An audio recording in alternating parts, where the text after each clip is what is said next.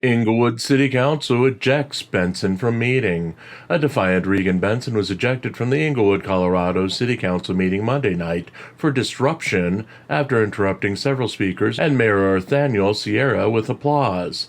Under a standing state law, disruption is defined as applauding, booing, yelling, and speaking during the public feedback portion of the Englewood City Council meeting.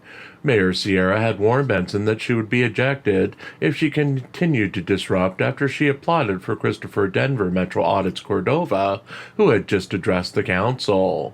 Benson stood and applauded for two other speakers, resulting in Mayor Sierra having police escort Benson out of the city council chamber. The YouTuber had been taunting Englewood with threats to sue over her First Amendment rights since winning two settlements and $130,000 from the city of Denver last month for First Amendment retaliation. She had made it clear that she would be pursuing similar lawsuits against the city of Englewood should they not bow down to her demands to change policy involving the Englewood Police Department. It is unclear at this time if the ejection, which was legal understanding city ordinances and state law, will be the source of Benson's threatened lawsuits. Benson was there to protest proposed changes to the public speaking portion of the meeting. In her fiery speech to open the public speaking portion of the meeting, she offered a deal to the council: drop all planned changes to public speaking, and she and Cordova would never attempt to speak again at the meetings.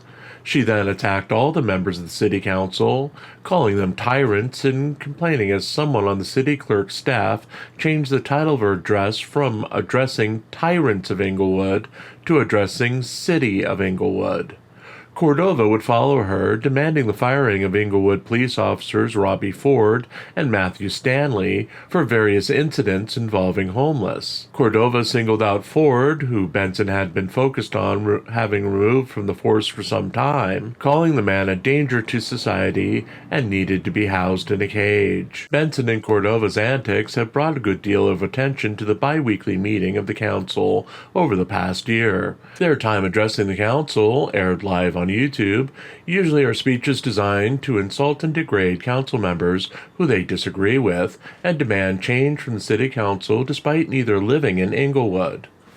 Often live streaming while sitting next to the speaker's podium, Benson was known for insulting and degrading speakers who she disagreed with via text messages to her YouTube side chat, often calling female speakers dumb bitches behind their backs as they were speaking. After the ejection, the City Council debated changes to the public speaking portion of the meeting and passed those changes. Changes of note: there will be a set time limit of 90 minutes for the public speaking session. Each person signed up to speak will get 3 minutes to speak, eliminating the 3 and 5 minute current sessions. Audiovisual material must be provided 2 business days in advance to the council. The council will then have the material ready for presentation. Speakers must provide their name and cross street to the city clerk when they sign up to speak. Out-of-towners must give their name and city name/state name. Anyone refusing to give this information will not be called on to speak. Speakers will be called on in order of sign-up unless the person had previously spoken at the meeting in the last 90 days. Those speakers will be put at the end of the list of speakers. There's no guarantee that speakers will get the ability to speak each week. Cutoff is a firm 90 minutes. Those wishing to record the meeting will do so from a designated press table at the back of the room.